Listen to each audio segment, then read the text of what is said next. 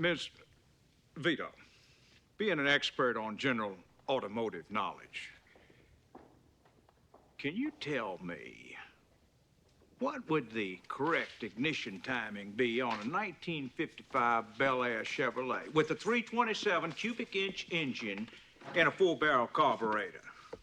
It's a bullshit question.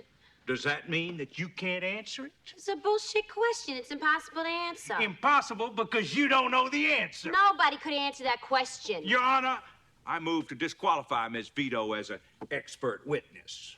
Can you answer the question? No, it is a trick question. Why is it a trick question?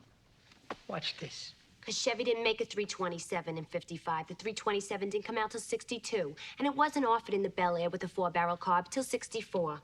However, in 1964, the correct ignition timing would be 4 degrees before top dead center. Well,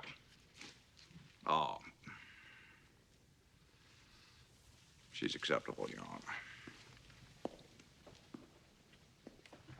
Your Honor, this is a picture taken by my fiancée outside the sack of suds. We agree on this? Yeah. Thank you. I'd like to submit this picture of the tire tracks as evidence. Mr. Trotter? No objection, Your Honor.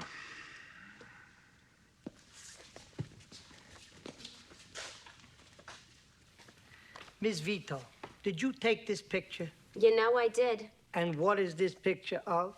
You know what it's of.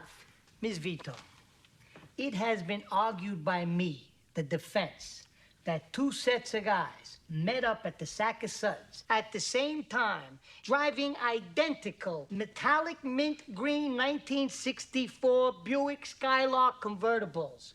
Now, can you tell us by what you see in this picture if the defense's case holds water?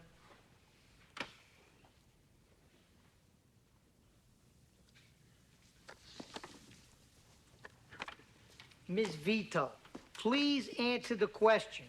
Does the defense's case hold water?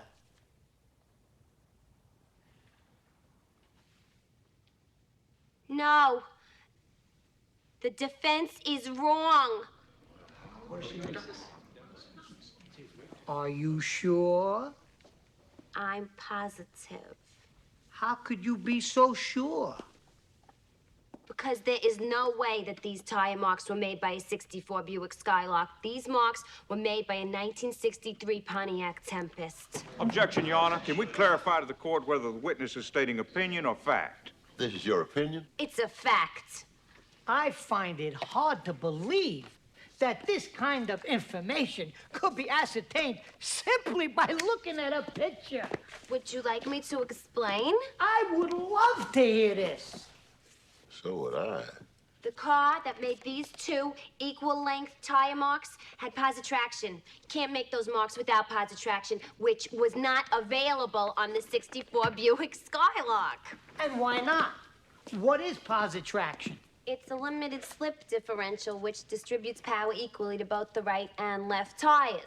The 64 Skylark had a regular differential, which anyone who's been stuck in the mud in Alabama knows. You step on the gas, one tire spins, the other tire does nothing. That's right. Is that it? No, there's more.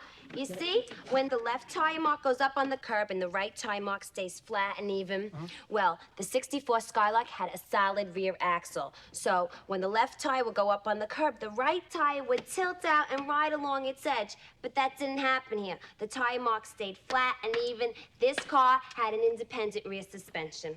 Now, in the 60s, there were only 2 other cars made in America that had positive traction and independent rear suspension and enough power to make these marks. One was the Corvette, which could never be confused with the Buick Skylark.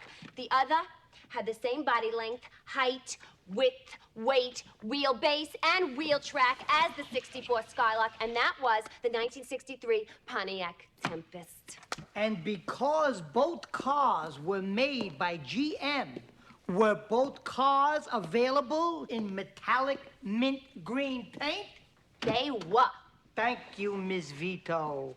No more questions. Thank you very, very much. You've been a lovely, lovely witness.